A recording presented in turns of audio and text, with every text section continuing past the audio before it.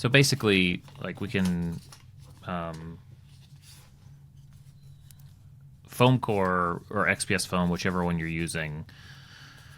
Gluing them together is going to give them a lot of stability. It's not like they're going to like fall apart. But if you're worried about nicks and things like that, something like this, first thing I do is paint it in Mod Podge, which is basically glue.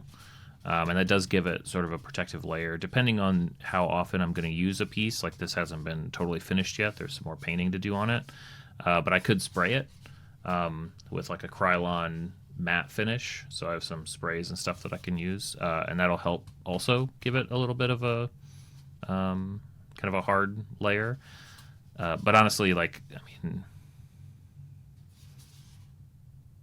kind of just depends how you're going to use it, right? For the most part, my stuff sits on my shelves, and then I use it for games, and it goes back on the shelves.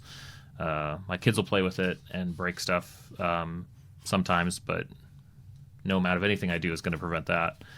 So I would say probably the protective layers, using some kind of a Krylon spray, which I think I have listed on my tools page. That can help. But even then, like unless you're really chucking stuff across the table or throwing stuff into bins for transport or something, I mean, except for accidents, I've very rarely have I ever had anything foam break.